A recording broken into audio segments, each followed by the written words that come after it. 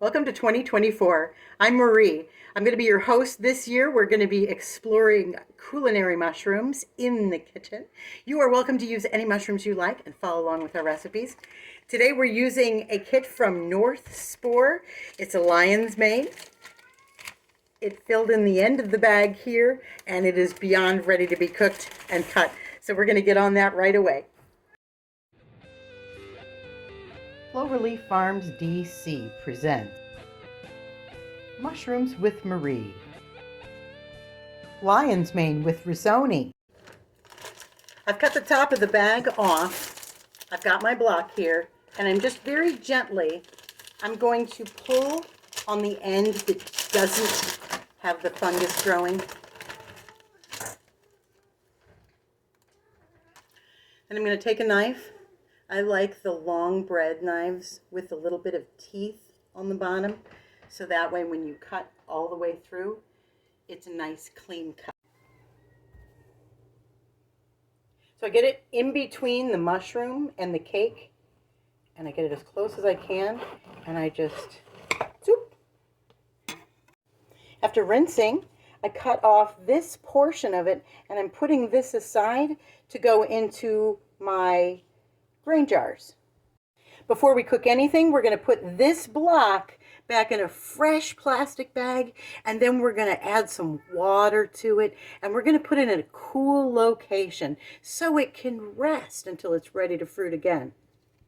I've sterilized my scissors with some alcohol, which I'm going to dry with a fresh paper towel. I want to get most of it off simply because alcohol touching to your mycelium will kill your mycelium, so just don't. And I'm just breaking it up.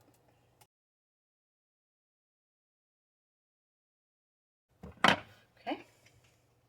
Then I'm going to put my jar on upside down and bake. And you want to put a label on it. It's going to have a date, what kind of a mushroom it is, and that's basically it. Put it back into your cold storage and nature will do its work. All right, so when you're disposing of your stuff and you go through your block, check for any types of little bits of contamination, cut those off. We're going to throw those away. We don't want those on the block. I have my block out in my front room right now. It's in water, it's in plastic, and it's resting. Let's get cooking. Today's recipe includes white button mushrooms, shrimp, and about a half of an onion. You see here I have a green onion growing. That's going to go into the garden, and I'm going to just cut the other onion. Preparing the onion by cutting it into nice long strips. When we cook these, we're going to be looking for it to turn clear. In addition to the lion's mane mushroom, I'm also adding in 4 cloves of garlic that I will also thinly slice, as well as 1 can of cream of mushroom soup. Any kind will do, whatever your favorite is.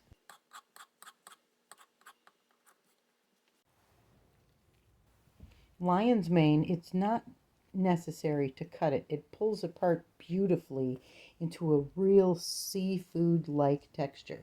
For the parts that are a little bit tougher, use a pair of scissors to cut through that and cut them up into small pieces, because you'll still reap the beneficial benefits of the lion's mane if you use all of it. When it's time to cook everything, we're going to cook mostly everything together all at one time. That's why you see me just putting everything on one cutting board, because it's just going to be one swoop into the fry pan. Risoni is an Italian pasta. Risi is rice in Italian. I'm adding 1 teaspoon of salt to 2 cups boiling water. Then I'm adding in 1 cup of risoni and bringing it to a rapid boil.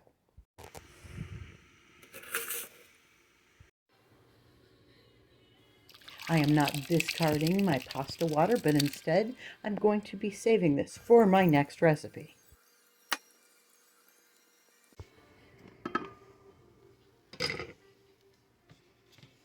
I'm adding in a little bit of extra virgin olive oil, and then stirring it up to make sure the pasta doesn't become sticky before I add it to my pasta dish.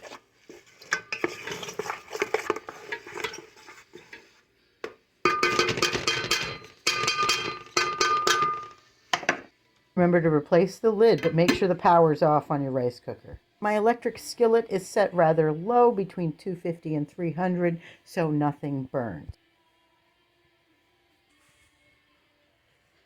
Again, I'm using a few squirts of my extra virgin olive oil and bringing that up to temperature.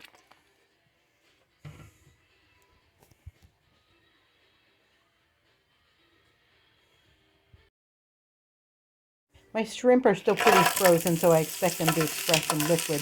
I'm going to be arranging them where the heating element is for my electric skillet. This is where we add everything that's been prepared ahead of time, the mushrooms, the onion, the garlic. We're going to put it right on top of the shrimp, and I just arrange it with my hands until I get it the way I like it before I start using it. Occasionally you want to stir everything that is frying. We are going to be cooking this until our onions are clear.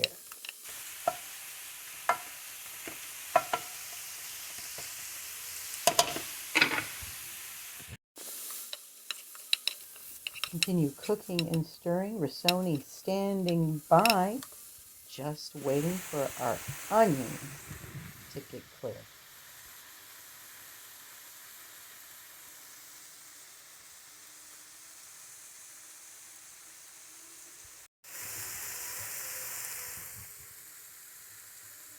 Let's add our prepared risoni to the rest of our cooking ingredients and stir in completely. This already looks good enough to eat, and we could just stop right here and eat this. But we are going to add one more ingredient, our can of mushroom soup. Stir the mushroom soup in with the pasta and the other cooked ingredients until it is completely coated throughout. I am saving my pasta discard water for our next recipe, so if you're following along, make sure you save your water. Well, this looks and smells amazing. I'm going to have my husband Paul try it out for us and test it.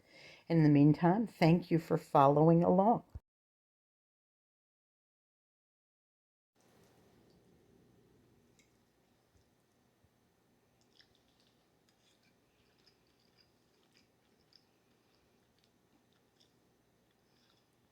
Definitely has an Alfredo quality to it.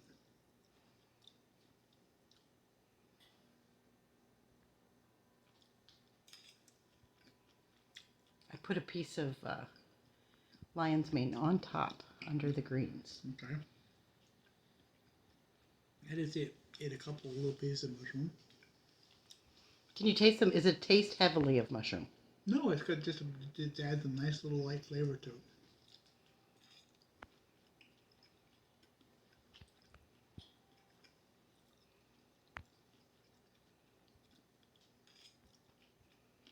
Mmm. Success? Oh yeah, very much so. Nice. Cheesy Alfredo flavor.